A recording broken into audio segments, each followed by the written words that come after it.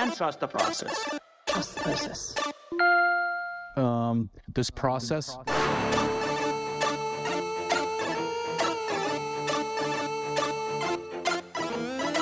Processus, le podcast. Avec Anthony Marcotte, Martin Thériault et Marco D'Amico. Trust the process. Trust the process. Salut tout le monde, nous en sommes maintenant rendus à notre 10e épisode de notre saison de Processus. Anthony Marcotte ici avec des collègues Martin Thériault et Marco D'Amico. Au menu aujourd'hui, on teste la profondeur du Canadien qui sera assurément mise à contribution avec les blessures qu'on a présentement. Qui est prêt à prendre la relève? On va aller faire un petit tour également dans des rangs collégiaux américains. Gavin McKenna, un début en demi-teinte à Penn State, est-il encore le numéro 1 au-dessus de la mêlée de tous dans ce repêchage? On va laisser les experts se prononcer sur cette question. Ça et bien d'autres sujets également dans Processus, épisode numéro 10. On terminait ça, bien sûr, avec l'espoir de la semaine de Martin Thériault qui joue présentement dans la Ligue de hockey junior maritime Québec. Messieurs, êtes-vous en forme? Moi, ça va bien. Puis en plus, tu as fait un préambule exactement comme mon bon vieil ami Anthony Desaulniers dans le podcast La Relève. Au menu, là, tu as mis aujourd'hui pour cette semaine. Ça me. Bon, tu vois, là, ça c'est pas trop dépisé. Ça me rend heureux. T'es pas trop dépisé. Moi, je suis raqué.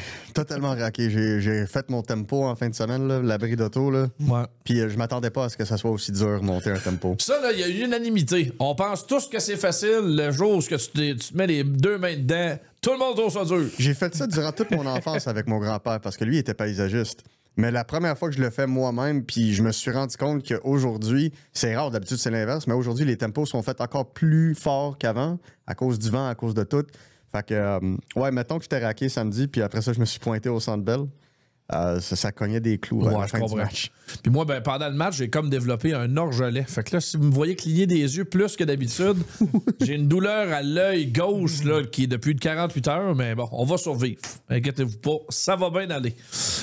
Canadiens, les blessures, un après l'autre, ils se sont-tu passé le mot? Qu'est-ce qui se passe? C'est un domino. Ouais. Ben écoute, il y a certains joueurs du Canadien qui jouent avec des bobos. Il y a certains joueurs du Canadien qui sont plus susceptibles à des blessures, mais il faut regarder les choses dans les faits. Kirby Dach s'est blessé, 4 à 6 semaines, fracture au pied, mais dans son contexte à lui, c'est en bloquant des tirs. J'en parlais avec d'autres mondes, il y avait des recruteurs même au match qui disaient « Je ne connais pas beaucoup qui n'ont pas de protection patin qui se seraient pas blessés sur des tirs comme ça. » C'est quand même assez violent. Ouais. Celui qui me perturbe le plus, c'est Kaiden Guhle. Ouais. Simplement parce que si on regarde l'échéance de temps, il s'est blessé à l'aine durant la pré-saison en même temps que Noah Dobson. Les deux étaient blessés en même temps. L'annonce est venue en même temps. Dobson a su jouer à travers, même si après les matchs, on voyait des paquets de glace sur ses hanches. Kaiden Guhle, malheureusement, lui aussi a joué à travers, mais lui a aggravé cette blessure-là.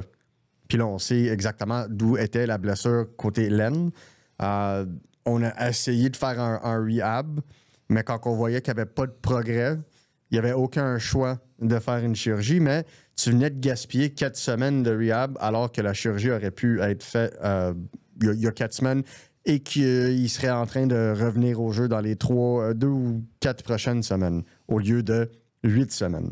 Donc, c'est difficile à avaler cette blessure-là parce que d'un côté, je ne crois pas nécessairement que c'est la faute à Kaiden Guhle, parce que c'est un aggravement de blessure, pas nécessairement quelque chose qui aurait dû être un problème, mais qui est devenu un problème avec la façon qu'on l'a géré, selon moi. Et tu regardes Kirby Dach, selon ça, c'est qu'est-ce qui arrive dans un jeu. Là. C'est pas quelque chose de structurel qui, selon moi, va pas se guérir ou quoi que ce soit. Donc, moins peur dans le contexte de Kirby Dach, mais juste, je comprends la frustration partisanale tant qu'à la gestion de Kaiden Guhle. Parce que c'est pas la première fois qu'on reproche aux Canadiens d'avoir une gestion douteuse de ses blessures. L'an passé, on a évité le pire. On n'a presque pas eu de blessures à long terme l'an passé.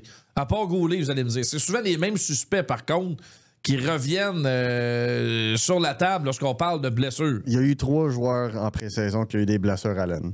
Zachary Bolduc, Noah Dobson, Kaiden Guhle. Les Canadiens sont très chanceux qu'il y en a juste un qui a aggravé sa blessure. Selon moi.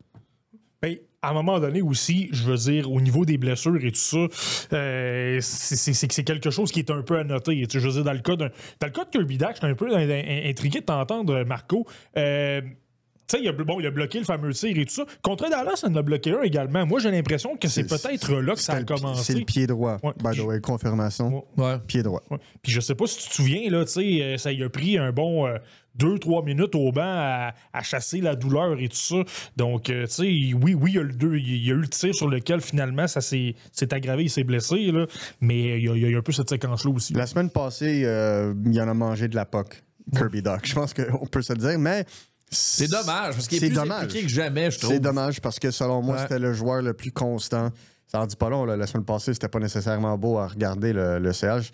Sauf que contre Boston, tu voyais qu'il y avait des ailes. Il transportait la rondelle, même avec la douleur au pied, il jouait à travers. Il était là, mais tu veux pas réaggraver ou aggraver encore davantage une fracture à un pied ou quoi que ce soit, parce qu'après ça peut devenir structurel. Si tu as une blessure à, mettons, le pied ou à la cheville, ben là, ça va chercher ton genou aussi. Puis là, tu veux pas compliquer la chose, spécialement que c'est sa jambe droite, encore une fois. Donc, tu veux faire attention. Je comprends que le Canadien, qu'est-ce qu'ils ont fait avec lui, puis qu'ils ont pris le côté safe. J'aurais juste aimé que ce côté safe-là soit constant. Moi, je trouve que c'est sûr que c'est inquiétant. Je veux dire, la situation de Kaden Guhle, comme tu dis, là, on a dit à un moment donné, OK, on va prendre notre temps de voir si la blessure va se guérir par elle-même. C'est pas arrivé. Finalement, là, on est obligé d'aller à l'opération. En même temps, si on compare à il y a 2 ans, je me souviens sur la galerie de presse, là, je pense qu'il y avait plus de sièges pour les journalistes tellement il y avait de joueurs. Ouais. Mais tu sais, je pense que c'est différent un petit peu. Puis c'est là qu'il faut que tu regardes les situations aussi. Il y a 2 ans, la saison des Canadiens était terminée. Soyons honnêtes, là, tous les joueurs jouent avec des blessures à un certain moment durant la saison. Mais quand ta saison est terminée, c'est un peu plus facile de dire « Ah, je vais aller prendre 2 ou 3 semaines de repos. » Donc oui, il y avait peut-être 11 ou 12 joueurs, mais tu te souviendras, là, c'était, mettons, soudainement, après un entraînement, tel joueur est soudainement blessé. Puis là, à un moment donné, tu le perdais. C'est plus facile de soudainement avoir des blessures quand tu essaies de finir dans la cave, dans le classement, la saison est terminée. Tu veux que tes joueurs soient prêts pour la saison prochaine. C'est ça la stratégie. Ça fait bien ton affaire toi-même de pas jouer parce que tu as une douleur, puis à l'équipe, ça fait bien son affaire que tu ne joues pas dans le but d'avoir le meilleur choix possible. Si le Canadien n'aurait pas fait ça, cette stratégie-là, il n'aurait pas repêché Ivan Demidov. Non, c'est ça. C'est ça qui est ça. Ça, c'est clair. Mais pour revenir aux 3 blessés qu'on a en ce moment, Newhook, Guhle, Dach, et même, je pourrais même inclure Patrick Laine. Moi, c'est des blessures de jeu. Tu peux identifier clairement pourquoi ils ont été blessés. C'est plate, mais c'est de la malchance. Regarde Kirby Dach, je vais lui donner sur le point de vue positif. Il s'est sacrifié. Il est allé bloquer 2 gros lancers. Bon, ça a peut-être donné un but sur le but contre les Stars et tout ça, mais à un moment donné, il s'est complètement sorti du jeu, il souffrait dans le coin. Donc, tu sais, là, après ça, Alex Newhook, il y a une mauvaise chute le long de la bande et tout ça. Donc, tu sais, au moins, tu sais, oui, c'est sûr que c'est inquiétant que c'est pas des bonnes nouvelles, mais c'est un peu du cas par cas. C'est de la malchance. Mais dans des situations où tu as des blessures comme ça, là, c'est malheureux, mais ça teste la profondeur, ça l'offre de l'opportunité parce que là, la plus grosse chose qu'on discute depuis longtemps, puis on va en toucher avec les bassins d'espoir de moins de 23 ans, c'était la profondeur du bassin d'espoir du Canadien de Montréal. Puis là, on doit le mettre à l'épreuve. Là, tu as Jared Davidson qui a, selon moi, très bien joué. Très bien fait. On verra qu'est-ce que ça va donner ce soir alors qu'on enregistre le lundi contre Columbus. Joshua Roy, est-ce qu'on va lui donner une vraie audition maintenant qu'ils sont juste en train de... Ils ont juste 12 attaquants en ce moment. Là. Donc, ils n'ont pas le choix de le jouer. S'ils vont le jouer sur un 4e trio, je pense que c'est une opportunité manquée personnellement. Là. C'est le temps de le voir dans un rôle top 9. Mais après ça, qu'est-ce que tu as qui s'en vient en termes de relève? Qu'est-ce que tu as?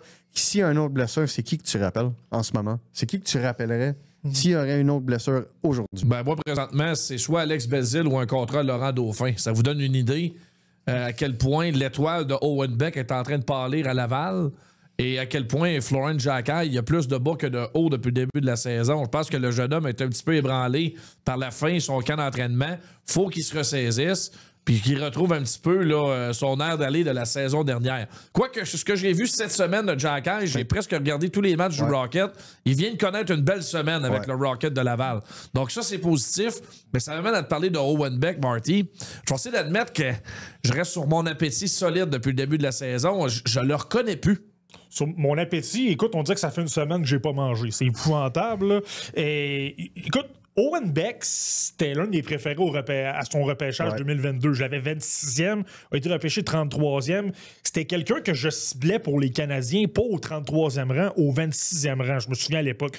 Puis, à 18, à 19, j'ai toujours été un grand partisan d'Owen Beck pour une raison, son intelligence, ses lectures de jeu, toujours capable d'aller se positionner au bon endroit. Et là, par la suite, peu importe ce qui se passe, il la récupère ou non, le jeu venait en conséquence et il rendait la tâche de tout le monde plus facile. Là, ce qu'on voit en ce moment d'Owen Beck, je le reconnais pas, il est méconnaissable. C'est clairement, selon moi, un problème de confiance. Clairement, il se cherche. Il sait pas trop sur quel pied danser. Il est passé à ça de se tailler une place avec les Canadiens. Il a joué 2 matchs au début de la saison. Et là, il commence à voir que des Davidson, que des Joshua Roy et peut-être d'autres sont en train de passer devant lui. Et je suis d'accord avec toi, Anthony. Moi, ce que j'ai vu de lui en fin de semaine, spécialement dimanche contre les Browns de Providence, c'était méconnaissable. Des erreurs de positionnement, tourner du mauvais côté, laisser des joueurs des Browns filer seuls pour des chances de marquer. Même en possession de rondelle, récupérait la rondelle. Puis habituellement, sa force, c'est de repérer l'information très rapidement dans sa tête et de voir les occasions. Il y a une séquence, à un moment donné, je me souviens, on est en train de faire circuler la rondelle en zone adverse. Il entre dans le jeu, prend la rondelle, précipite rapidement, envoyer la rondelle à gauche, ciblait clairement Sean Farrell. Farrell était devant le filet, il a envoyé ça directement sur un défenseur de Providence, puis ça a complètement tué le jeu. Mais j'ai trop vu jouer Owen Beck pour être inquiet par rapport à son sens du jeu, puis tu me penser que c'est pas un joueur intelligent, mais présentement, je trouve qu'il se cherche énormément. Puis quand on parle de circonstances dans lesquelles tu dois rappeler un joueur, c'est pas pour rien que c'est pas Beck et Jack High en ce moment. Ils vont peut-être l'être dans 2 mois, mais pour l'instant, ils sont pas en confiance. Mais on a encore une preuve avec ça. Une autre preuve irrévocable qu'un camp d'entraînement, t'en prends puis t'en laisses. En théorie, si tu vas vraiment au mérite de ce qu'on a vu au camp, ça aurait été Florian et Owen Beck qui auraient été rappelés. Ouais. C'est pas ce qu'on vient de faire. On a rappelé Davidson. Pourquoi? Il a commencé la saison tout feu, tout flamme à Laval. On l'a récompensé pour ça. Le camp d'entraînement, il est vite oublié. Pourquoi? Parce que là, les matchs, ils veulent dire quelque chose pour vrai. Le niveau de compétition a augmenté. Tant mieux. Ça prouve que l'organisation regarde ce qui se passe à Laval. L'autre question que j'ai pour vous autres, il y avait-il une meilleure option que Joshua Roy pour un trio offensif? C'est là que c'est inquiétant. Si on dit, OK, on a peut-être besoin d'un gars de top 9, on rappelle Roy, c'est parce qu'il n'y a peut-être pas grand-chose d'autre capable de prendre ces responsabilités-là. Puis honnêtement, je suis au même endroit. Je me posais la question, écoute, hier, j'ai fait la chronique à BPM avec toi, Anthony, puis sur le club du matin. Puis là, j'ai donné Sean Farrell comme première option, mais j'étais pas sûr. Je serais vraiment en doute. Puis tu me parles de Joshua Roy. Moi, j'ai vraiment l'impression... Ça, premièrement, c'en a un autre que je trouve où je dispute peut-être les pires moments depuis que je le suis. J'ai toujours été un grand fan de Joshua Roy, moi, en passant. Puis, à un certain moment, je me demande, à un moment donné, il n'y a tellement pas de candidats qu'on fait simplement suivre un peu la hiérarchie. Bon, OK, la logique veut que ce soit lui. On l'a déjà rappelé plus tôt durant la saison et tout ça. Mais oui, ça amène un sérieux questionnement sur qui peut cogner à la porte un peu. Là.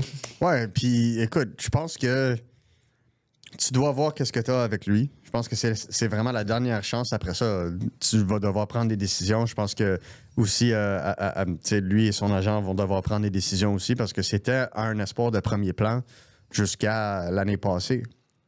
Et plusieurs l'envisageaient déjà avec le Canadien au début du camp d'entraînement 2024. Ouais. Donc, c'est là où je crois que tu dois donner l'opportunité aux jeunes de saisir sa chance. Il y a plusieurs blessures à long terme. Laissez-le s'exprimer pendant 3, 4, 5 matchs, mais mettez-le pas avec Joe Veleno puis Brendan Gallagher pour essayer de trouver de l'offensive. Plutôt, jumelle-le avec un Kapanen. C'est probablement avec lui qu'il va jouer, d'après moi. Probablement pas, parce que Kapanen risque de jouer avec Bolduc et Demidov pour débuter.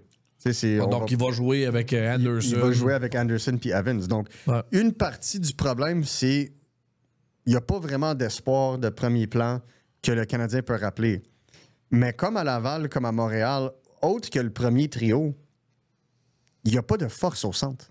Il n'y a pas de force pour pousser le jeu au centre. Puis je pense que si tu regardes d'autres organisations qui ont plus de facilité à filtrer leurs jeunes de la Ligue américaine dans la Ligue nationale, c'est parce que tu as des joueurs établis qui peuvent aider ces jeunes-là à mieux s'intégrer dans la Ligue nationale. Puis je pense que c'est ça qui manque en ce moment au Canadien de Montréal. C'est pour ça que Kent Hughes est à la recherche d'un centre en ce moment. Parce que il manque cet aspect-là, il manque cette expérience, il manque cette qualité, ce skill-là d'avoir une force au centre, puis ensuite jumeler des jeunes à ces centres-là qui vont être capables d'aider et de parrainer ces jeunes-là vers le succès. On le voyait avec Alex Newhook, qui est un jeune vétéran rendu à son jeune âge, mais c'était un gars qui parrainait Demidov et Kapanen. Et ces deux jeunes-là n'arrêtaient pas d'en parler de Newhook et l'impact qu'il avait sur leur jeu et à quel point il était bon défensivement, il leur couvrait, il leur donnait de la confiance. Et lui, vice-versa. Je crois qu'il manque ça au CH.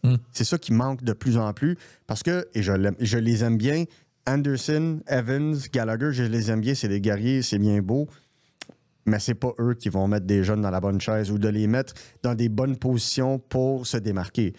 Peut-être des jeunes comme Florian, des jeunes comme Owen Beck, des jeunes comme Davidson, qui sont plutôt des joueurs que tu verrais quand ils vont arriver dans la Ligue nationale, s'ils arrivent dans la Ligue nationale sur un 3e ou 4e trio. Mais Joshua Roy se doit de jouer sur le 2e ou 3e trio pour être efficace. Il ne peut pas prendre un rôle défensif ou physique, donc tu te dois de le mettre dans des bonnes décisions. Et c'est là où j'ai mes doutes avec comment on va l'utiliser. C'est ça que j'aimerais voir de différent. T'as besoin de feu, t'as besoin de voir des joueurs s'exprimer offensivement. À chaque fois, moi, je trouve que c'est son patin qui ressort pas. Tu sais, c'est bien beau, Roy, il y a un joueur offensif, c'est vrai. C'est pas son patin pour moi cette année. Son patin s'est grandement amélioré durant l'été. Je l'ai trouvé très mobile. Moi, mon problème avec Joshua Roy, c'est qu'il va pas dans la zone payante, toujours dans le périmètre. Ouais, c'est ça. Tu peux bien avoir le patin le plus amélioré, puis je vais te laisser mon Marty, je m'excuse. Mais pour moi, c'est du courage. Même si tu vas manger la volée, la varlope en rentrant dans la zone payante, rentre dans la zone payante, c'est ça. Puis ça, c'est pas juste Joshua Roy, c'est le Canadien de Montréal au complet depuis, je vous dirais, une semaine et demie. C'est de rentrer dans la zone payante, aller au filet, apporter la rondelle au filet, prendre plus de tirs. C'est là où Joshua Roy, quand il simplifie son jeu, puis qu'il retourne à la base, il y a toujours du succès. Mais moi, je trouve que Joshua Roy, en ce moment, est en train de changer son style. Il est en train d'amener un style. Probablement que les Canadiens, justement, cet été, après avoir vu que l'an dernier, ça s'est moins bien passé, ils ont dit tu dois apporter des ajustements, notamment sur la rondelle, notamment avec le coup de patin, l'exécution et tout ça. Lui dire écoute, tu vois pourquoi tu n'es pas dans la LNH alors que ça s'est super bien passé dans les rangs juniors. Il te manque ton exécution, il te manque ta vitesse. Et là, moi, ce que je vois de Joshua Roy, pour faire du chemin sur ce que Marco dit, offensivement, on ne le voit pas. Il tente beaucoup moins d'occasions. Tu sais, il y a 2 ans, lorsque ça se passait bien avec le Rocket, qu'il est débarqué dans les rangs professionnels, Joshua Roy, et que ça a été un feu roulant qui était incroyable, là, qu'on le surnommait le sniper Beauceron, là. En avantage numérique, il décochait des tirs. Il n'avait pas peur d'aller se glisser dans le dos des défenseurs, d'aller chercher des retours. Ça, c'était Joshua Roy en pleine confiance. C'est le Joshua Roy qui a eu du succès depuis ses rangs, dans les rangs N18-3, où il est en train de battre des records à Lévis. Là, en ce moment, Joshua Roy, puis pas simplement à Montréal, à Laval également, je vois plus cette étincelle-là. Je vois plus les occasions où il va aller décocher le fameux tir, où il va aller dans l'enclave, où il va aller se glisser, où il va aller devant le filet. T'sais, l'an dernier, il commençait à ajouter cette touche-là, d'aller chercher des retours, de salir un peu le nez face aux gardiens adverses. Moi, présentement, je vois quelqu'un qui, oui, s'est amélioré défensivement, oui, s'implique beaucoup, mais un peu perdu sa flamme. Puis ça, bien honnêtement, quand tu parles de développer des espoirs, là, moi, c'est le plus inquiétant. Lorsque le joueur commence à devenir ce qu'il n'est pas censé devenir, tu ne l'as pas repêché pour qu'il devienne un spécialiste défensif. Tu l'as repêché parce que c'est un gars incroyablement intelligent. Ça, c'est le côté qui est à surveiller avec Joshua Roy. Puis si on le voit pas sur la deuxième vague de l'avantage numérique, là, je sais pas qu'est-ce qui passe. Tu veux un étincelle, tu veux un joueur qui va être capable de t'en donner un avantage numérique. C'est sa force, l'avantage numérique. On parlait de quand il a commencé avec le Rocket de Laval. Lui puis Yoel Armia, là, dans le temps, là, alors qu'Armia était rétrogradé. C'était incroyable, ce duo-là. Là. mais c'était un avantage numérique primordialement que les deux se trouvaient. Ouais. Donc, selon moi, si tu vas avoir un Demidov sur la deuxième vague, on peut avoir nos opinions là-dessus, mais j'aimerais voir un Joshua Roy sur la deuxième vague davantage que, mettons, un Brendan Gallagher. Exemple. Si on met Kapanen devant le filet dans le bumper ou de quoi que ce soit, j'aimerais voir Joshua Roy prendre la place de Brendan Gallagher, qu'on l'offre une chance pour démontrer son offensive, parce que c'est là où il va prendre confiance. Est-ce que je crois que c'est un joueur qui va être nécessairement physique, un joueur qui va devoir vraiment augmenter son jeu comment qu'on pourrait dire ça, son niveau d'intensité avec la rondelle, sans la rondelle? Absolument. Je comprends les critiques envers le joueur, j'en ai moi-même aussi en termes de faut être plus dur à jouer contre, faut être plus dur avec la rondelle, avec possession de la rondelle. Tu peux pas être tassé aussi facilement et tu dois te battre pour le 2 ou 3 pouces de plus pour aller chercher cette rondelle-là pour faire le jeu. Il faut vraiment se donner. Ça, j'aimerais voir plus de ça de Joshua Roy, parce que s'il est capable de faire ça, il pourrait être un joueur qui pourrait aider le Canadien. Il pourrait l'être. Mais je comprends les doutes des partisans envers lui parce que, comme Marty l'explique, on le voit pas encore à Laval sur une base constante. Puis, je veux dire, des occasions, il y en a eu, là. Ouais. On peut pas dire qu'on lui a jamais donné de chance. Ouais, mais ça dépend, là. Effectivement, quand on l'a rappelé, il n'y a pas toujours eu des grosses minutes de jeu. Là, on s'entend, sauf que là, ça risque de se présenter. Là.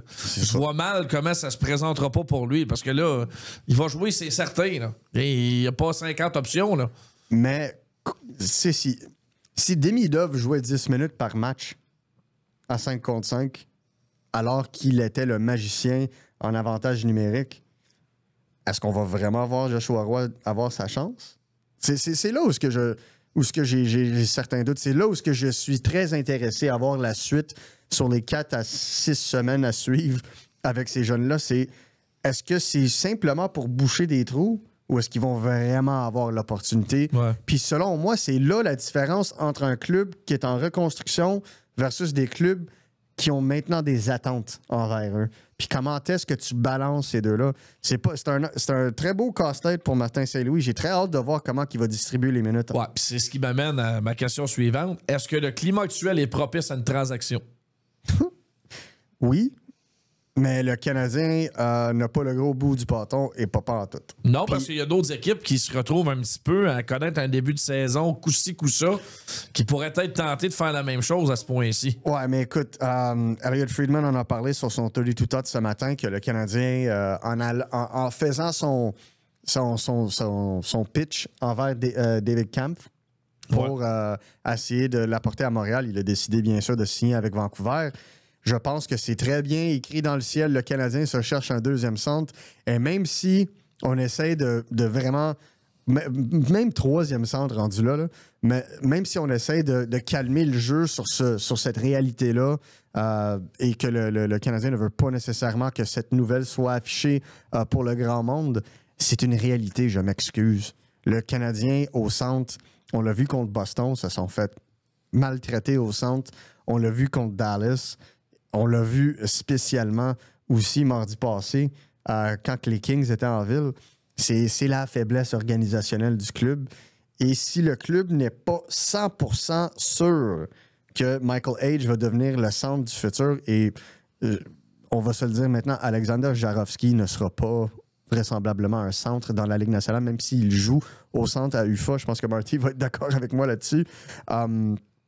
On va devoir chercher une solution à long terme aussi. Donc, je peux voir du court terme avec le Canadien, je peux voir du long terme avec le Canadien. Ils sont ouverts à tout. Ce que je crois, par contre, c'est que le Canadien, oui, cherche une solution en attaque, que ce soit au centre, à l'aile. Ça, je ne peux pas le confirmer à date.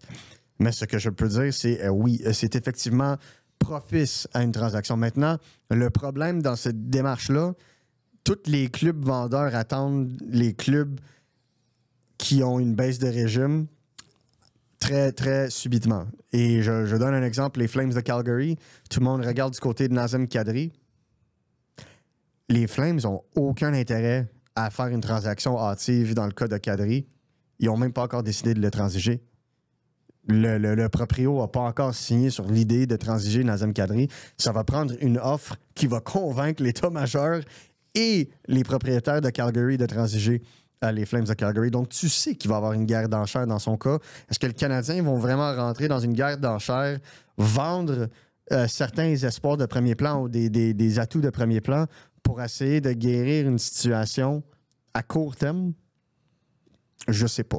Moi, j'ai des doutes. Je crois qu'ils surveillent le marché, voir s'il y a des opportunités, mais je ne m'attends pas à ce que le Canadien s'enligne pour une guerre d'enchères et qu'il doit vraiment liquider des espoirs de premier plan pour... Sauf si c'est une transaction qui sert le long terme aussi. Ouais. Là, je le verrais, mais je doute.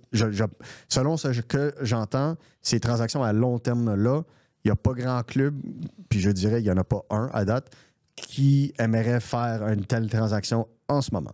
Ce qui complique un peu les choses aussi, parce qu'on s'entend, lorsque les prix augmentent, souvent, ça prend 2 équipes au moins qui sont intéressées à aller chercher la même chose. Ouais. Et je prends simplement un exemple, puis il y en a d'autres, là, mais le Wild du Minnesota a perdu Marco Rossi à long terme, à peu près ça, 4 à 6 semaines. Et là, présentement, on tente de... on place Ryan Hartman, on place Danila Yurov. On n'a pas vraiment d'options. Puis ce qu'on entend beaucoup dans les rumeurs, Marco, corrige-moi si je me trompe. C'est vrai. Mais Bill Guérin, semble-t-il, est quand même agressif pour aller chercher un autre joueur de centre. C'était déjà le cas cet été. Et là, c'est encore plus vrai maintenant que tu as perdu Marco Rossi. Mais ça aide pas les Canadiens. Parce que si tu arrives pour aller chercher Kadri, par exemple, mais que le Wild est là, et qu'en plus, Bill Guérin est peut-être prêt encore plus à payer, puis je pense pas que Kent Hughes, comme Marco vient de dire, va se lancer dans une enchère. C'est ce qui complique un peu la donne, c'est que les Canadiens sont pas les seuls à chercher exactement le même genre de joueur. Puis j'irais un point au-dessus de là. Le Wild serait plus apte à donner le gros lot pour Nazem Kadri que le Canadien de Montréal, parce qu'eux viennent de signer un gars comme Kaprizov. C'est déjà pas fort au centre. Ils se cherchaient un centre l'été. Ils ont des jeunes, ils ont des choix, ils ont des jeunes joueurs de la Ligue nationale qui peuvent aussi monnayer. Donc, l'opportunité est là. Tandis que le Canadien de Montréal, est-ce que tu peux te permettre, en attaque, de monnayer un Kapanen en ce moment? Ben non, absolument pas. C'est ça mon problème. C'est ça. Quand Kirby Dach puis Kapanen roulaient, tu pouvais peut-être avoir la conversation de lequel tu vas sacrifier, mais là, tu peux pas. Même chose en défense. En défense, tu as 3 défenseurs gauchers qui occupent 2 places. Mais là, avec la blessure de Kane Goulet, est-ce que tu peux vraiment avoir une conversation de sacrifier un de Struble, Engstrom ou Xhekaj? Personnellement, je pense pas, parce que tu t'affaiblis à une autre place qui est déjà, en ce moment, pas nécessairement abondant à cause des blessures et à cause du manque d'expérience. Donc, il y a une balance, mais t'apportes le point du Wild. Les Capitals de Washington, même concept avec PL Dubois. Ouais. Tu regardes les Panthers de la Floride, eux autres aussi avec la blessure de Barkov. Donc, les recherches de centre à court terme, il y en a partout dans la Ligue nationale. La seule chose qui pourrait peut-être être différente dans le côté du CH, c'est qu'eux seraient peut-être plus aptes à aller pour une transaction à la Dylan Cousins, un joueur signé à long terme. Parce que tu peux, comme étant la Floride ou étant, exemple, le Capitals de Washington, tu as déjà ton organigramme au centre. C'est déjà prêt. Si tu vas chercher un Kadri, ces équipes-là, qu'est-ce qui arrive quand Pierre-Luc Dubois revient? Tu vas le mettre sur un 3e trio? Il me semble que Kadri ou Pierre-Luc Dubois ne seraient pas contents, mettons. Puis de payer le gros prix pour les muter à l'aile, il me semble que c'est une perte de valeur. Aussi mieux d'aller chercher un bon allié dans ce cas-ci. Donc, c'est là où que peut-être le Canadien pourrait prendre avantage de cette situation-là. Puis quand je dis prendre avantage, je veux dire pas trop rentrer dans une guerre d'enchères, mais il y a quand même d'autres clubs, les Canucks de Vancouver, exemple, qui se cherchent une solution à long terme au centre pour essayer de convaincre Quinn Hughes de rester. David Camp, je pense que il n'y a personne qui va tromper sa chaise quand je dis que c'est pas une solution à long terme, mais il va en avoir des clubs, pas là, mais il va en avoir des clubs dans la nouvelle année où il y a des noms qu'on n'entendait pas qui vont commencer à sortir. Puis je pense que c'est là où le Canadien pourrait peut-être se lancer dans un derby. Mais pour l'instant, je serais surpris de les voir surpayés pour un deuxième centre là. Moi, je vais être extrême un peu, là. J'ai l'impression que la reconstruction des Canadiens se joue peut-être avec ce dossier-là du deuxième joueur de centre. Marco a mentionné à quel point la profondeur au niveau des espoirs est moindre que ce que ça a déjà été. Moi, je pense qu'on est juste correct. Si on regarde ça comme c'est là, et qu'on a encore un bassin, qu'on a encore quelques attaquants qui cognent à la porte, que ce soit Age, que ce soit Zarovski, que ce soit LG Mooney et compagnie, en défense, c'est une autre histoire, mais vraiment à l'attaque, c'est parce que là, si tu t'en vas payer le gros prix pour Kadri, par exemple, que tu donnes Michael H, tu donnes un shot de premier tour, tu donnes un ou deux espoirs, peut-être Owen Beck et tout ça. Tu vas te faire attaquer à cause de ça. Okay, ouais. Et c'est pour ça qu'habituellement, je dis que je dis n'importe quoi. C'est pour ça que je dis ça. Mais là, OK, tu fais cette transaction-là. Disons que tu vas chercher Kadri, un gars de 34 ans, vieillissant, qui va améliorer ton équipe, mais est-ce que ça va être assez pour gagner la Coupe Stanley? Moi, je pense que non. Pas à court terme, pas à long terme. Et là, tu vas avoir diminué ta banque d'espoir. Lorsqu'il va y avoir des gars qui vont coûter un peu plus cher, ben là, qui va pouvoir les remplacer? Ben, pas grand monde. Puis là, c'est là que tu es obligé de te rabattre, parfois, sur le marché des joueurs autonomes. De surpayer des gars qui vont pas nécessairement t'en donner, qui vont t'aider à ne pas être dans le top 10 pour repêcher, mais qui ne vont pas t'aider vont peut-être te permettre de participer aux séries, mais pas pour gagner. Et c'est arrivé à plusieurs équipes. Les Red Wings de Détroit ont investi trop dans les joueurs autonomes. Des équipes, certaines équipes comme ça ont fait ces erreurs-là. Les Sabres de Buffalo, on le pointe moins, mais donner des contrats à Matt Molson, Carl Oposso, des gars comme ça, ça ne les a pas aidés. Donc, et j'ai confiance en Kent Hughes. Je pense qu'il va faire attention. Et comme Marco a dit, il est patient. Mais je pense vraiment que ça peut jouer là. Tu ouvres la porte sur Michael Age. On s'en est parlé hier en ondes, Marty. Tu le scrutes de très, très près. Il y a beaucoup de gens qui ont de grands espoirs en Michael Age. C'est correct, le gars a beaucoup de talent. Mais tu sembles émettre quand même des doutes sur son potentiel d'être un joueur de centre dans la Ligue nationale. Mais j'en ai toujours eu. Je me souviens que lorsque j'ai fait ma liste du repêchage 2024, j'avais Michael Age très haut, je l'avais 20e, mais je me disais que c'était un ailier parce que je voyais beaucoup d'erreurs défensivement. Je disais souvent, il est au centre, mais il joue comme un ailier. Il amène la pression, c'est le premier qui s'en va mettre de l'échec avant sur les défenseurs adverses. Alors parfois, il doit être en retrait un petit peu, d'aller supporter les coéquipiers. C'était pas son style, puis toutes les situations, on l'a vu à l'aile, il est plus efficace. Regarde avec l'équipe Canada Junior cet été, il était à l'aile, puis on dirait qu'il était plus agressif, il était plus intense et tout ça. Et là, je le regarde, puis tu sais, je me disais tout le temps, donnons la chance au coureur, donnons-lui le temps de travailler tout ça. Le jeu défensif et le positionnement, je pense quand même que c'est ce qui est le plus facile à travailler. Mais là, forcé d'admettre que... Écoute, je regardais en fin de semaine contre Penn State. C'est pas toujours mauvais. Il est quand même bien positionné par moment. Parfois, il a la patience d'être justement celui qui est plus en retrait. Il a été capable d'amener un but grâce à un bon jeu défensif contre Penn State dans le match de vendredi. Ouais. Mais c'est trop inconstant pour l'instant. Je trouve que par moment aussi, il est trop agressif. Il laisse sa position, puis là, ça fait en sorte que les ailiers deviennent mêlés un petit peu, on est obligé d'aller prendre sa place, puis c'est là que ça devient un peu plus compliqué. Ça tarde, puis là, à un moment donné, j'ai été patient, je me disais, bon, il y a encore des chances, puis je le maintiens encore.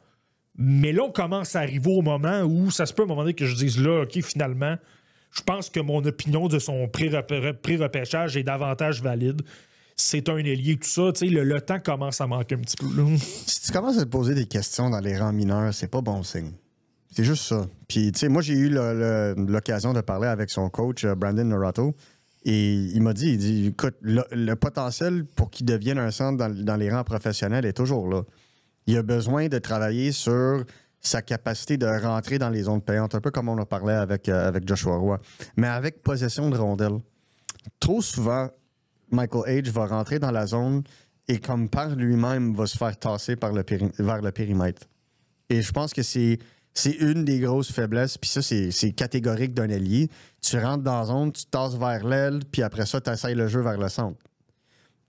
Mais le problème là-dedans, c'est que si tu tasses du jeu, puis tu n'es pas capable de jouer le centre, puis il y a aussi le côté défensif là-dedans, c'est plus difficile de te voir comme un centre. T'sais, le monde va dire « Ah, mais c'est parce qu'il mute à l'aile au Michigan. » Là, il est retourné au centre la fin de semaine passée, mais ils l'ont muté à l'aile pendant 2 semaines parce qu'il n'était pas fort dans les mises au jeu.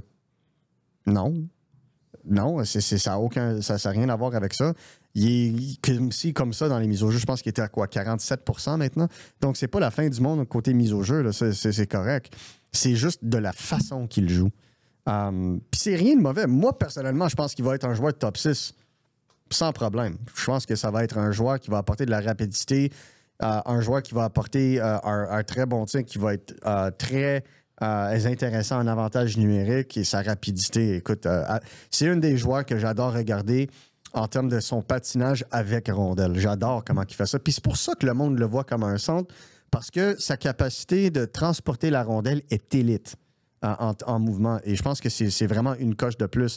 Mais il y a des détails quand tu joues au centre qui ne sont pas là quand tu es un ailier. De jouer plus bas dans la zone défensive pour aider tes défenseurs. D'être capable d'être là comme option de passe au centre. D'aller dans le centre, dans la zone offensive et rester là, apporter un peu plus de support à tes alliés le long de les bandes, mais aussi d'apporter la rondelle au centre puis aller au filet avec. De tout ce que je viens de dire, on le voit en flash avec Michael Age, mais on le voit pas d'une façon constante. Puis encore une fois, ça n'a rien à voir avec son talent. Encore une fois, je crois que ça va être un joueur top 6 pour le Canadien de Montréal. Mais si le Canadien a un doute, même si la seuil, c'est 50-50 qui devient un centre dans la Ligue nationale, je crois que la stratégie à long terme au centre doit être réévaluée. Okay. Si c'est le cas, je dis que s'il voit 50-50, il y a possibilité qu'il devienne encore un centre. Puis j'espère que ceci est compris. Mais s'il y a un doute dans une position aussi importante, tu te dois d'avoir un plan B. Je pense les premiers à évoquer la possibilité que, à long terme, ce serait probablement pas un joueur de centre. En tout cas, peu de gens sont prêts à se risquer publiquement et le dire. Alors, je sais pas vous autres. Moi, je vais lever mon chapeau à Tout sur le hockey, Mathieu Paradis et la gang là-bas. Eux autres en parlent comme un allié potentiel depuis 2 semaines, depuis 2 mois. Voyons donc, depuis 2 ans. Avant son repêchage. Même durant son repêchage, un peu à l'image de Marty. Et sont restés dessus. Puis écoute, il y a tellement un désir qui devient le deuxième centre du Canadien de Montréal à cause qu'il y a un manque de profondeur. Puis écoute, tout le monde a un manque de profondeur au centre là, dans le Ligue nationale quasiment. Sauf le Kraken de Seattle. Donc dans le contexte ici, il y a tellement un espoir envers ce jeune-là que c'est quasiment tabou de parler d'un plan B en ce moment. Ouais. Puis pour moi, le monde va dire, mais arrête de parler de ce jeune-là, tu y mets de la pression en parlant de lui comme si peut-être ça serait pas un centre. Moi, c'est l'inverse que je lance au monde. Arrêtez de le voir comme le savior, le gars qui va venir sauver les meubles à Montréal comme deuxième centre. C'est très difficile de s'établir comme centre dans la Ligue nationale à 20 ans, 21 ans. De lui demander d'être un deuxième centre d'une équipe compétitive qui va aspirer à la Coupe Stanley avant l'âge de 23 ans, c'est très difficile. Une grosse bouchée. Grosse bouchée. T'sais, le monde va penser à Cole Caulfield puis comment il est rentré dans la Ligue nationale avec le Canadien de Montréal. Ben oui, mais il a joué à l'aile. C'est plus facile de rentrer à l'aile que commencer ta carrière au centre avec un club qui aspire aux grands honneurs. C'est là où j'ai un peu de difficulté et j'aimerais un peu calmer les attentes envers lui. C'est pour ça qu'on parle de peut-être ça deviendrait un allié dans la Ligue nationale. Qui sait? Mais j'ai rarement vu un jeune ne pas être 100% un centre dans les rangs amateurs, devenir un centre de premier plan dans la Ligue nationale. Ça, c'est certain. Si tu as des doutes là, il y a fort à parier qui est rendu au plus haut niveau. Ça va être compliqué. Non, c'est ça exactement. Puis tu sais, je pense que dans le cas de Michael Age, à quelque part, tu sais, c'est ça, vraiment le talent de joueur de centre. Je vais y aller avec cette hypothèse-là. Disons que Michael Age devient un joueur de centre. Et ça, je suis sûr à 1000% de ce que j'affirme, là, ce ne sera pas avant 3 ou 4 ans. Donc, oubliez le scénario qu'il va s'amener à la fin de la saison ou l'an prochain, puis que soudainement, il va débarquer au centre. Ça, c'est officiel. Ça va lui prendre du temps pour s'ajuster avec le rythme. Ou ça va prendre beaucoup de blessures, comme on le voit en ce moment. Ouais, c'est ça. Puis là, ou il va être impliqué dans une transaction pour une certitude. Oh, là, tu vas te faire lancer des tomates. Non, mais tout est possible. Ouais, mais je crois que avec les partisans, puis écoute, je vous l'accorde, là, il y a tellement un amour pour Michael Age à cause de son histoire. À cause du fait qu'il a été élevé comme partisan du Canadien de Montréal à Toronto. Il faut le faire. Mais ma question étant toujours la même. Si tu as sacrifié un espoir pour aller chercher un joueur de deuxième centre, qui a le plus de valeur? Qui est le meilleur valeur versus échange? Tout le monde va dire David Reinbacher en ce moment. Tout le monde! Mais après ça, il va falloir payer pour aller chercher un défenseur top 4 droitier. Ça va coûter un de tes alliés que tu n'as pas sacrifié avant. Fait que si tu n'es pas confiant que David Reinbacher va atteindre son potentiel, là, je vous l'accorde, je comprends, c'est correct. Mais après ça, la conversation devient, tu vas devoir remplacer l'espoir que le Canadien avait en lui dans l'actif de l'organigramme parce que Lane Hudson ne peut pas toujours jouer à la droite. Là. Il dépanne en ce moment, mais tu vas avoir besoin d'un vrai droitier top 4. Donc, voilà les deux problèmes du CH. Voilà les atouts que vous aviez. Go, qu'est-ce que vous faites? Mais tu vois, c'est là le problème. Mettons qu'on parle d'échanger Michael Age, là. Moi, je veux pas. Soudainement, là, tu sais, on s'entend, Patrick Laine, c'est loin d'être une valeur sûre que ce gars-là va faire partie des meubles du Canadien. De toute façon, la majorité des partisans présentement veulent le voir partir. Puis honnêtement, si ça continue comme c'est là, ça va être le cas. Mais qui peut prendre une place dans le top 9 à l'aile si c'est pas Michael Age? Peut-être Zarovski, mais on n'a pas la réponse affirmative pour l'instant. Donc, tu vois, c'est ça le problème un peu avec... On parlait de la banque d'espoir des Canadiens qui est soudainement peut-être un peu moins profond... c'est peut-être moins garni que dans le passé. C'est que là, aussitôt que tu penses à échanger quelqu'un, tu vas aller t'affablir à une autre position. Donc, c'est là que Kent Hughes, je pense, dans sa gestion des actifs, dans sa façon de manœuvrer sur le marché des transactions, je comprends que tout le monde veut aller en série, tout le monde va avoir la meilleure saison possible, mais il faut regarder la perspective à long terme. Et à long terme, présentement, c'est pas évident, je trouve, pour les Canadiens de réaliser des transactions sans aller t'affaiblir à toutes sortes de positions. Puis c'est de bonheur encore dans la saison au mois de novembre. Là. C'est ça. Les équipes sont encore en évaluation, puis ça marche par séquence actuellement. Il y a des équipes qui gagnent, se mettent à perdre, et l'inverse est aussi vrai. Si bien que la réponse est au milieu, beaucoup d'équipes autour de 500 actuellement, puis dans la course aux séries. Je me demande juste, tu sais, il y a des mauvais contrats à travers la Ligue pour des centres en ce moment. Le Canadien a beaucoup d'espace sur le cap salarial à l'instant. S'ils vont chercher un joueur à haut salaire, peuvent mettre des joueurs sur du LTIR vu que ça va prendre du temps avant que ça revienne, certains. Je serais très intéressé de voir si peut-être ils se lancent vers des vétérans à haut salaire. Parce qu'un contrat comme celui de Patrick Laine ne sera plus dans les livres l'an prochain. Donc, il y a des capitaux qui sont disponibles. C'est là où je spécule. Je m'identifie parce que un joueur de 28 ans, centre, capable de rentrer avec le Canadien qui est signé quasi long terme, ça va te coûter facilement 2 des espoirs qu'on a nommés tantôt. Puis c'est pas une genre de transaction qui se fait au mois de novembre, de toute façon. Rare. On a parlé de Michael Age, Marty. Je sais que là, il y avait un duel avec Gavin McKenna en fin de semaine. Ça a eu l'air de quoi, tout ça? Son match de vendredi, je pense qu'il faut apporter des nuances un petit peu. Si tu regardes ses statistiques, United dans le match de samedi, vendredi, blanchi, différentiel de -4. Mais là, il faut faire attention un peu avec ça. Est-ce que, moi je pense, c'est pas que c'est inquiétant, tu vois qu'en ce moment, McKenna doit s'ajuster au rythme de la NCAA, qui est tout simplement plus effréné que la WHL. Les joueurs sont plus gros physiquement, savent surtout comment mieux jouer un contre un. Moi, les qualités de Gavin McKenna avec la rondelle, de se passer la rondelle entre les patins, et de faire toutes sortes de jeux qui sont hallucinants, qu'il n'y a pas 4 joueurs dans le monde qui sont capables de faire ça, je le vois encore, sauf que plutôt que dans la WHL, où là, tu as un jeune qui manque d'expérience, va attaquer la rondelle tout de suite, puis là, ça ouvrait une foule de possibilités pour McKenna. Il ne les a plus, ces occasions-là. Il perd pas mal plus la rondelle. Ça, c'est premièrement. Deuxièmement, -4, j'ai regardé le match de vendredi, là. Les 4 buts, c'est pas de sa faute, puis ça m'amène à mon 3e point. Penn State, c'est pas une université comme Michigan, comme Minnesota. Oui, ils se sont améliorés en ajoutant McKenna, en ajoutant Jackson Smith, le choix de premier tour des Blue Jackets de Columbus. Ouais. Mais c'est une équipe qui manque encore de profondeur, qui n'a pas du talent à tout casser. Le reste de la formation est peut-être plus pauvre en talent que les 2 joueurs dont ils ont mis la main dessus. C'est plus vanille parce que là, je vois beaucoup de comparaisons avec Macklin Celebrini à Boston University. Il y avait Lane Hudson à la défense avec lequel il pouvait compléter beaucoup de jeux. Il y avait beaucoup de profondeur à tous les niveaux. Tu avais Ryan Green qui joue avec les Blackhawks en ce moment. Tu avais Tom Villander, le choix de premier tour des Canucks, qui a joué des matchs cette année. Tu avais beaucoup de joueurs un peu partout qui rendaient ta formation meilleure. McKenna, il y a McKenna, Il y a Jackson Smith qui, moi, vendredi, j'ai trouvé qu'il y a eu un match épouvantable. Ouais. Et t'as des... Bon, Charlie Serrato est très bon, mais c'est un gars plus intense, c'est un gars d'échec avant. C'est pas nécessairement quelqu'un qui va te faire des passes lumineuses, qui va aller compléter les chances de McKenna. Donc, mon point, c'est que il a été très invisible.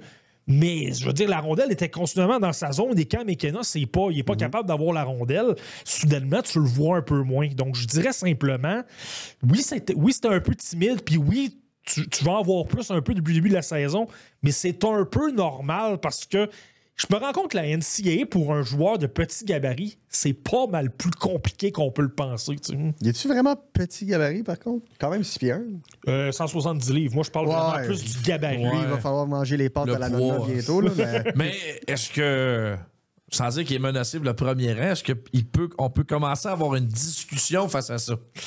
Pas pour l'instant. Parce que certains vont mettre ça sur la table en disant ça va provoquer un débat. Mais le Il y en a un. Le hype est réel avec lui. On le voit quand même comme un joueur générationnel. Si tu regardes l'année passée avec James Higgins, t'as 1 point par match avec Boston College, mais il jouait avec qui? Ryan Leonard, Gabe Perreault. 2 joueurs qui étaient parmi les favoris pour le Hobie Baker. C'est ça la différence. Tandis que là, il joue pas vraiment avec... Bon, je ne veux pas dire que personne, mais certainement pas des joueurs de premier tour, même un joueur top 10 de l'année d'avant. C'est pas la même chose. Donc, est-ce qu'on peut parler d'un débat? J'ai parlé avec certains recruteurs qui m'ont dit on l'a toujours numéro 1, mais la conversation, il y a une conversation maintenant, tandis que cet été, c'était unanime. Puis même là, je pense que s'il y aurait un vote, ça serait unanime. Quand même, lui, numéro 1. Mais fais attention parce qu'il y a 2 jeunes défenseurs droitiers et un attaquant en Suède qui poussent. En ce moment, ce que je dirais, c'est que oui, il est là, mais ce n'est plus juste le repêchage Gavin McKenna.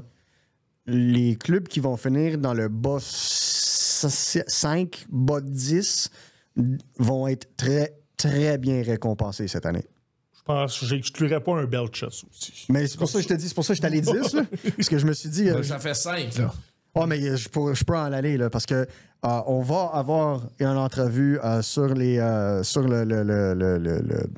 canal et le Patreon du processus avec un de ces joueurs-là qui s'appelle Keaton Veeroff, qui, lui, joue avec l'Université du North Dakota, les Fighting Hawks, en ce moment. Et avec un choix de premier tour, lui, Cole Reshney, les Flames de Calgary. Les 2 étaient avec les Royals de Victoria l'année passée dans la Ligue de l'Ouest. Les 2 ont fait le saut ensemble pour aller jouer avec le North Dakota. Et lui, 8 points en 12 matchs, défenseur droitier, grosse minute, top 4, s'implique. Vraiment un joueur qui prend des bouchées doubles. Puis c'est pas un club hyper offensif. Donc, pas à comparer ses chiffres avec, mettons, Ziv Bouyem dans son année de repêchage, que lui pétait des scores. Keaton Veeroff joue une game plutôt complète. Puis ce que j'aime de lui, c'est que c'était un gardien, lui. C'était un gardien jusqu'à l'âge de 12 ans. Donc, puis son joueur favori et son équipe favorite, c'était le Canadien de Montréal et un certain dénommé Carey Price. Mais à 12 ans, il a fait le switch pour être défenseur. Ses forces, bloquer des tirs, par chance.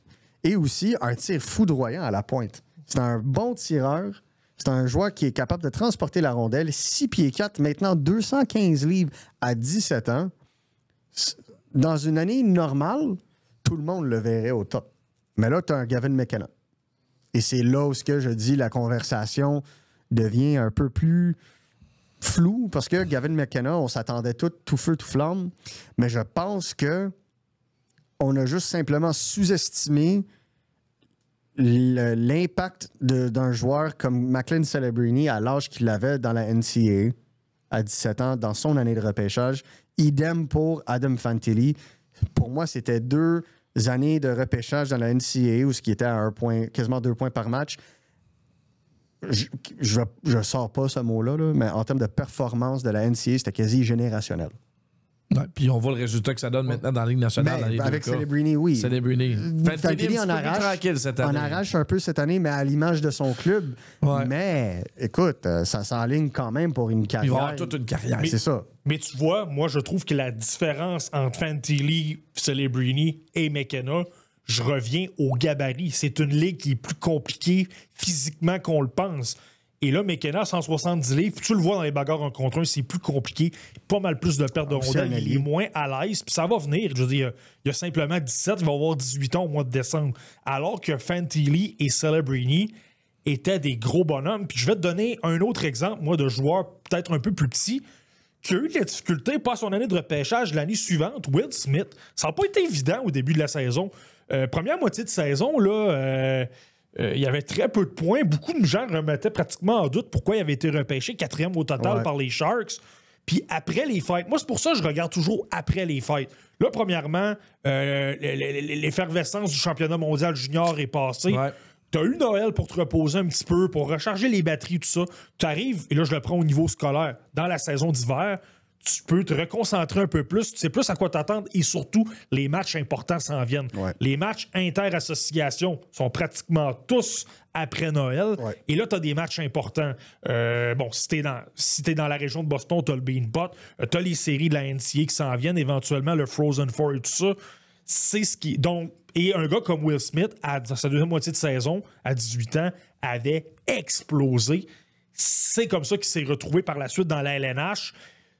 Puis on l'a vu avec les Sharks l'an dernier, ça a fait à peu près la même chose. Donc, vraiment, la NCAA, moi, ce que je note, quand t'es gros au niveau gabarit, puis ça veut même pas dire que tu vas être bon dans la LNH, regarde Rodger McGroarty, ça te donne un avantage, t'es plus lourd, mais la NCAA n'est pas toujours une ligue de patins. Et c'est pourquoi, parfois, dans la LNH, je trouve que ça se transpose moins bien.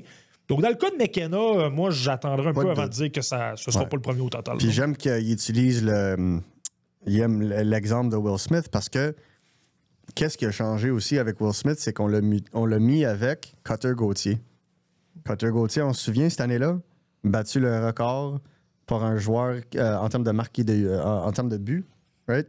Puis c'était en jouant avec Will Smith. Et c'est cette combinaison-là, c'était tout feu, tout flamme. Et c'est ces deux-là qui ont fait le saut dans la Ligue nationale directement après cette saison-là, pas par chance, parce que on voyait tellement une belle progression avec ces deux-là, en termes de un, le fabricant de jeu, l'autre, le marqueur de but. Et là, on voit Cutter Gauthier à l'œuvre. Il n'y a personne qui a des doutes sur son potentiel aujourd'hui.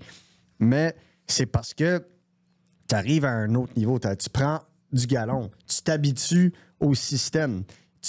Tu évalues comment il prend l'avantage. Et je pense que c'est là où le joueur se développe aussi physiquement. Puis c'est une des choses que Keaton Veroff me disait, c'est qu'on a plus de temps maintenant dans la NCAA versus les ligues canadiennes de travailler sur nous, d'aller au gym, de faire du vidéo, de travailler avec des coachs de skills, etc., etc. Et donc, c'est une des raisons pourquoi ils se sont pointés dans cette direction-là.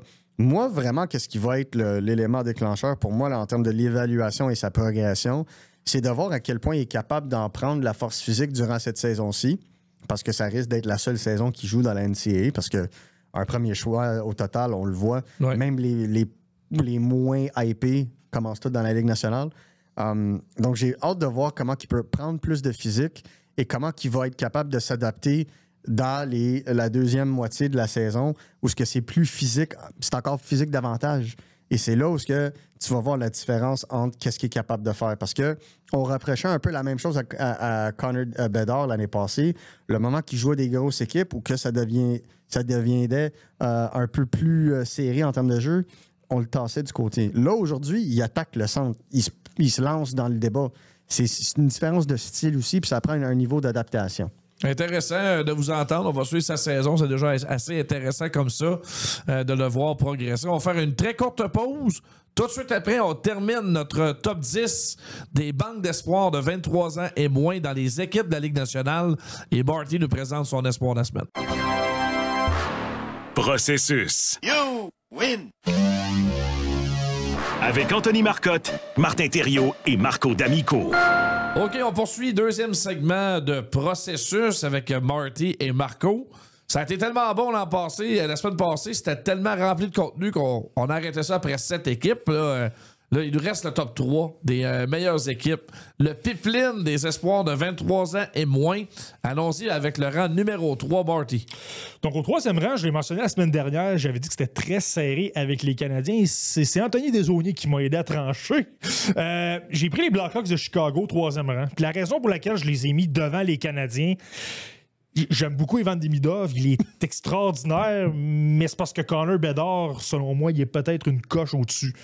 C'est un gars qu'on le voit depuis le début de la saison, c'est énormément amélioré. Son gabarit a augmenté, ce qui fait en sorte que tout le reste de son jeu a augmenté.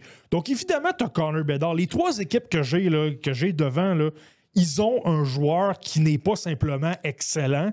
On parle d'un des joueurs qui peut être parmi les 5 meilleurs de la LNH pendant 10 ou 15 ans et qui surtout joue au centre. Ça, c'est important. Ouais. Puis là, ben, tu regardes, que souvent les critères que je donne, c'est la profondeur. T'as Frank Nazar, qui est là, en plus, est le deuxième joueur de centre, est en train de devenir un deuxième joueur de centre de luxe. T'as deux excellents défenseurs, Artem Levchunov et Sam Rinzel. Rinzel, c'est plus compliqué dernièrement, mais ça demeure un gars solide pour le top 4. T'as même Kevin Korchinski, qui, lui, c'est plus compliqué un peu depuis qu'il s'est amené dans la LNH, mais tu vois, depuis qu'on l'a envoyé dans la Ligue américaine cette année, l'un des meilleurs pointeurs chez les défenseurs.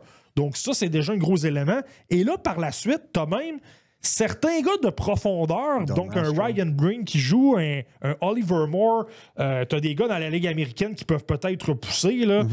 Ethan Del Mastro en défense, Drew Commesso dans le garde. Et t'as des espoirs de premier plan. Anton Frondel qui, là, par la force des choses, va peut-être devenir un troisième joueur de centre, mais vraiment de luxe. Là.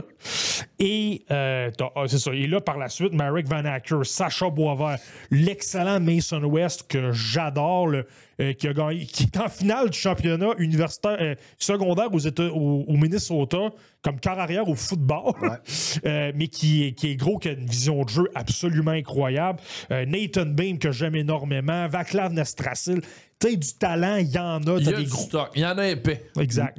Lourdes. Nick Lourdes. Ouais. Lui, c'est mon favori, je m'excuse. 72 buts dans la Ligue d'Ontario l'année passée. Quel joueur! Un de mes préférés dans son année de repêchage, lui, en 2023, là, c'était top 40. Puis oui, t'as raison. Là.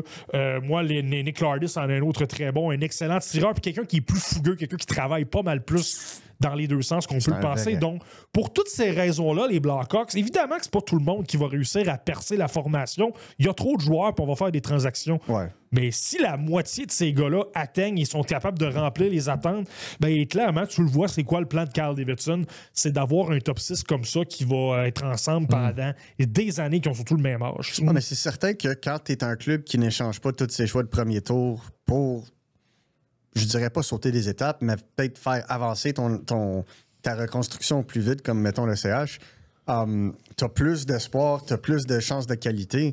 Et écoute, je pense que Frank Nazar est un coup de circuit au 13e rang. Je m'excuse les partisans du Canadien.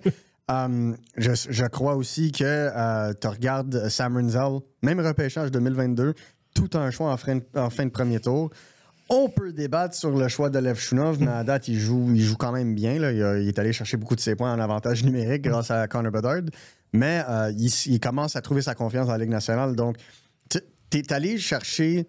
Puis Spencer Knight, je sais qu'il n'y a pas 23 ans et moins, mais Spencer Knight est quand même un jeune gardien qui est en train de s'établir dans la Ligue nationale. Donc, tous les gros morceaux sont en place pour que ça soit une équipe de premier plan pour le futur. Et Frondel, je m'excuse, là, mais je pense pas qu'il va jouer troisième centre. Je pense qu'ils vont juste le muter à l'aile et jouer avec Connor Bedard ou vice-versa. Je pense que ça va être aussi simple que ça. Là. Il apporte un niveau de physique qui leur manque grandement dans cette équipe-là en attaque. Très bon tir. Donc, un joueur qui va être capable de compléter des jeux. Que ça ne soit pas avec Connor Bedard, ça sera sûrement avec Frank Nazar. Mais écoute, ils ont déjà le noyau pour aller chercher un très bon top 6 juste avec ces jeunes joueurs-là. Donc, rassurant quand même. On disait que c'était tout croche un peu ce qui se passait à Chicago. Mais finalement, ils ont rempli le pipeline puis ils commencent déjà à avoir des résultats sur de la glace cette année avec un départ plus que décent. Quand tu vas chercher un joueur générationnel, comme t'enlèves Connor Bedard de l'équation en ce moment, là, c'est pas la même chose. Et ça. Exact. Puis je dis générationnel. Un joueur projeté comme étant un joueur générationnel. Puis il va marquer des buts. Ça, il n'y aura jamais aucun problème. On verra qu'est-ce que ça... S'il est capable d'arriver au point des 100, 120 points de façon, disons, stable dans sa carrière, on verra. Mais sans lui, est-ce qu'on parle du même bassin? Moi, je pense qu'il va avoir une carrière au moins à la Steven Stamkos et plus.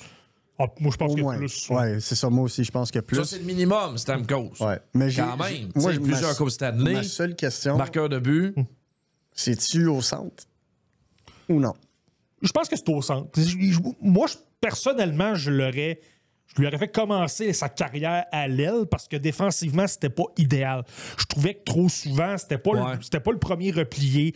Souvent, tu dois aider tes ailiers peut-être un peu plus à être d'arriver en support, de mieux transporter la rondelle. Puis lui avait tendance à vouloir tout faire lui-même.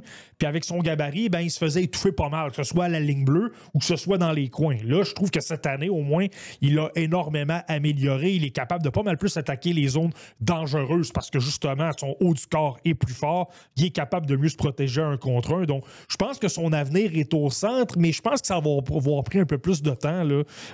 Mais on verra bien, là, mais je pense que c'est un peu ça. Au rang numéro 2 maintenant, Marty. Rang numéro 2, j'ai les Ducks d'Anaheim, donc menés par l'excellent Leo Carlsson, qui a explosé. Quel début de saison! Quel début de saison immense! Au point où ce que le monde parlait comme le fait que les Ducks avaient fait une erreur de choisir Carlson avant Fantilli à la fin de l'année passée. Il n'y a personne qui a un débat là-dessus aujourd'hui. J'avais Fantilli deuxième, mais j'ai jamais douté de Leo Carlson quand même. C'était serré. Mais donc, tu sais, tu as Leo Carlson qui est un centre de 6 pieds 4 pouces, extrêmement talentueux avec la rondelle. Et là, on le voit, il a pris... Tu sais, lui, c'était simplement une question de confiance. Marco, tu l'as sûrement déjà parlé. C'est un gars qui était très timide, qui souffrait justement de bégaiement. Ouais. Parce qu'aussitôt qu'il devient un peu nerveux, ben là, de la difficulté avec son élocution. Donc, je pense que c'était simplement de prendre confiance, de s'habituer avec la vie en Amérique du Nord, aux États-Unis. Et là, ben, c'est sa 3e saison. Et là, on le voit, Carlson, selon moi, c'est parti. Ça va devenir l'un des meilleurs joueurs de centre. Et dans certains cas, il y a des gens qui vont dire, écoute, c'est peut-être le centre rêvé parce que justement, gros bonhomme, bon défensivement, bon au niveau des mains. Puis là, ben, par la suite, t'ajoutes Mason McTavish, qui est une maudite belle option comme deuxième joueur de centre. Un leader né. Pas un gars à la Carlson, mais qui peut t'amener une 60aine de points. Il est tellement efficace physiquement, défensivement, capable de marquer à l'occasion. On va aller chercher une 50 ou un 60 points. C'est exactement ce que les équipes recherchent. Cutter Gauthier, ça va super bien également. Un autre gros bonhomme. Beckett Seneca, peut-être moins bon défensivement, mais les mains, les jeux qu'il est capable de faire à une fraction de seconde avec de l'instinct, sans même réfléchir, c'est complètement hallucinant. Un autre gros bonhomme. Par la suite, tu vas en défense. T'as Olen Zellweger, t'as Pavel Mintyukov. Et là, tu peux même parler des gars de profondeur là-dedans. Moi, Stian Solberg, le Norvégien qui joue en ce moment à San Diego, je l'adore. Je l'avais 14e là, en 2024. Je l'avais devant certains défenseurs qui ont été repêchés top 10. C'est un gars physique. C'est un gars qui est meilleur offensivement, je pense, que les gens peuvent penser. T'as encore Tristan Luneau et encore une fois, t'as des gars comme Sam Colangelo qui cognent à la porte. T'as Roger McQueen qui, là, ça a été plus compliqué à Providence. Ça commence à se replacer une bonne fin de semaine. Donc, tu sais, encore... Juste arrêter sur Tristan Luneau. Quand tu me donnes autant de défenseurs, pour ceux qui sont déjà là présentement, c'est dur d'entrevoir de la place pour lui. Moi, j'ai l'impression que... oui et non, parce que Jacob Trouba, il reste juste une année au contrat. Eux autres, on se le cachera pas. Là, la dernière chose qu'ils ont besoin, selon moi, pour compléter le casse-tête, là-bas, c'est un défenseur droitier de premier plan. Ouais. Mais en fait, c'est ça que Marco vient de dire. Beaucoup de défenseurs, mais à gauche. Zellweger est un gaucher. Mintyukov est un gaucher. Tyson Hines est un gaucher. Noah Warren est un gaucher.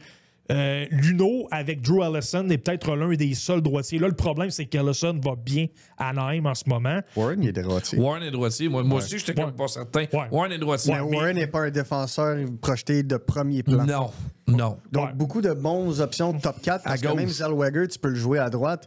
Mais il n'y a pas t'as pas un Jackson Lacombe à droite. Puis ça, c'est parce que c'est ce que je crois qui va mettre les Ducks au prochain niveau au moment où Dostal est capable de trouver de la confiance d'un but, puis sont capables d'aller chercher leur Noah Dobson, leur défenseur droitier de premier plan. Puis ça va Ils vont avoir tout en main pour acheter ce qu'ils veulent.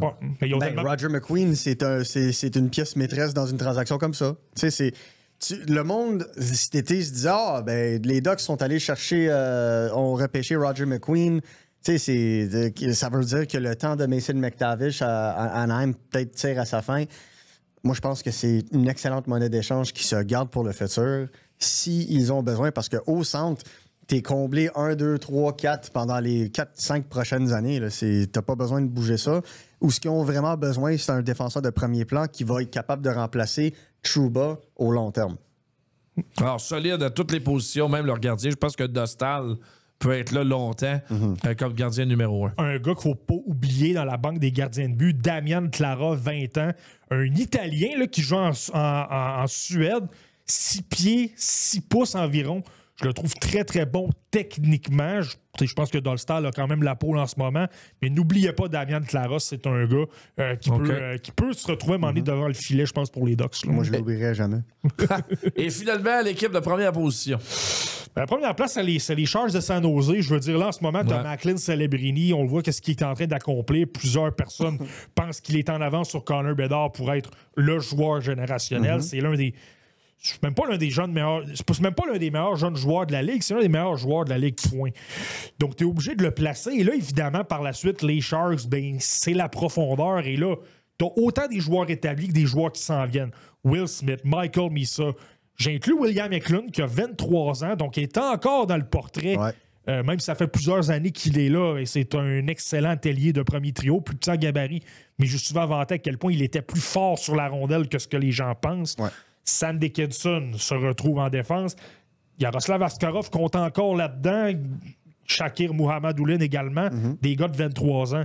Et là, par la suite, Chernyshov. Je m'en vais du côté de la Ligue américaine. Quentin Musty va bien. Igor Chernyshov va très, très bien également, avec Colin Graff qui a 23 ans. Un gars comme Kasper Altunen a mal commencé la saison, mais là, dernièrement, ça a débloqué un petit peu. Et tu regardes de tous les côtés. Zach Ostapchuk, Cam Lund, Philippe Busted à 21 ans, Cole McKinney à 18 ans. Là, je te nomme des gars de profondeur qui pourraient jouer sur le sein des 3, des 4e trios. Ouais. T'as des gars de talent en défense, même si je pense qu'un ou deux gars encore, ce serait le bienvenu de ce côté-là.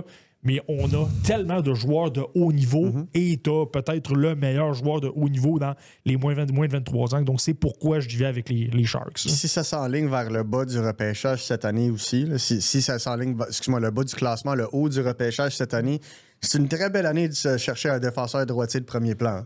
Parce qu'on vient de parler de Keaton Virov, je pense que lui, il compléterait leur reconstruction. Ça serait terminé, selon moi. Tu as tous tes éléments. Mais tu as aussi des Cam Reed, Ryan Lynn. Chase Reed. Pardon? Chase Reed. Chase Reed. Cam Reed, c'est le frère?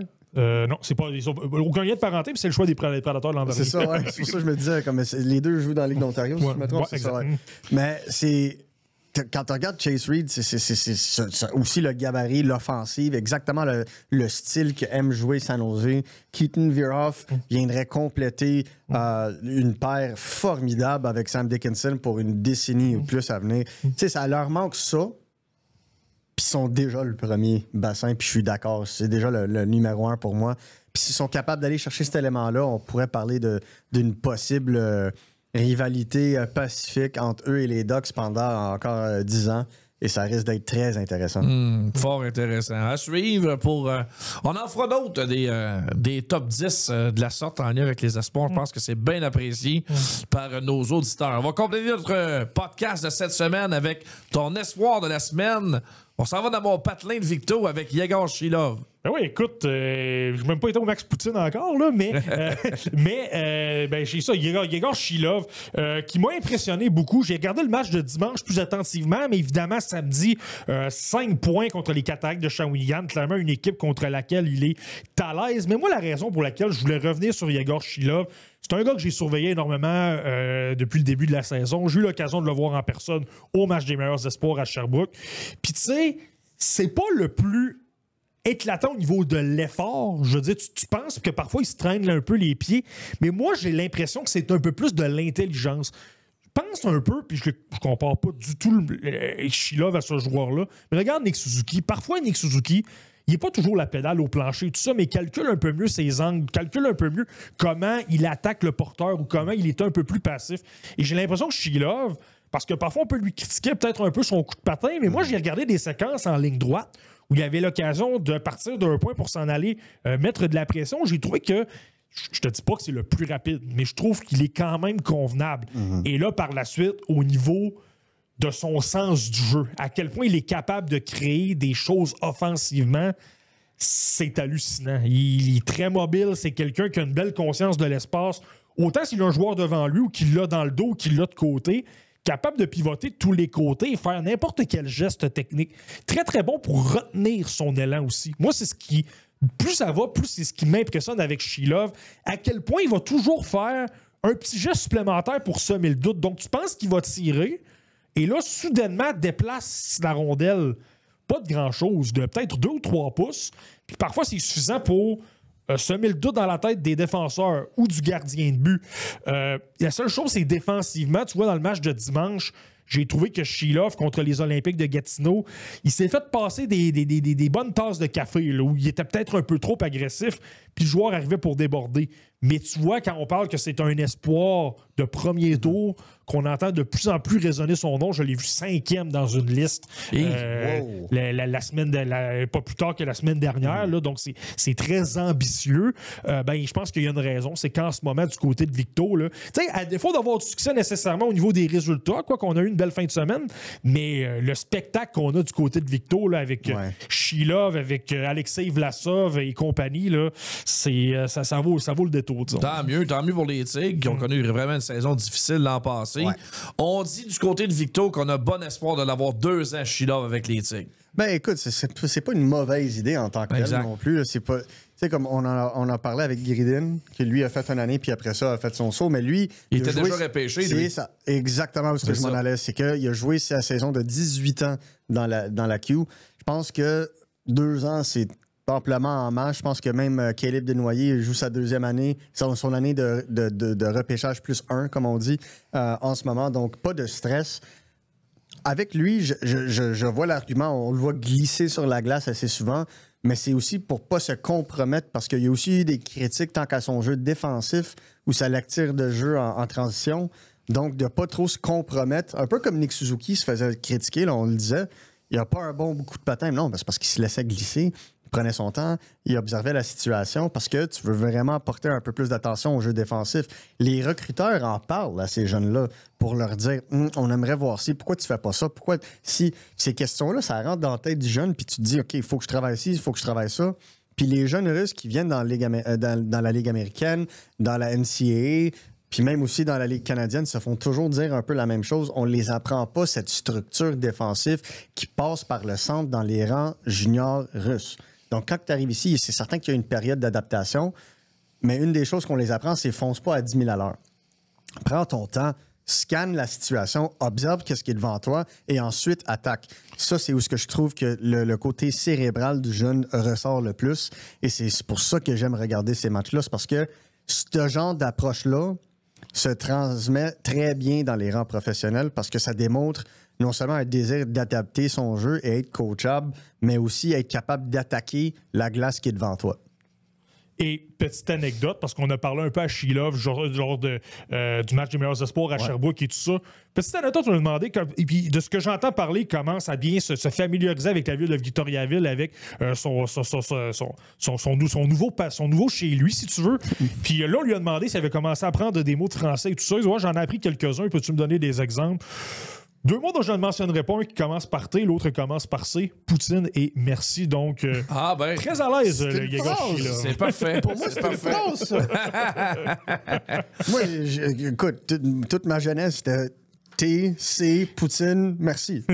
C'est extraordinaire. Les gars, c'était excellent. On vous souhaite une très bonne semaine à vous autres. Bonne semaine à tous nos auditeurs.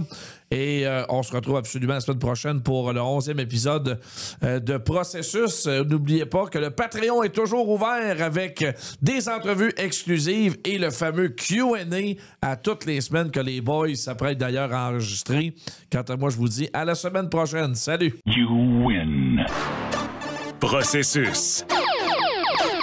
Avec Anthony Marcotte, Martin Thériault et Marco D'Amico.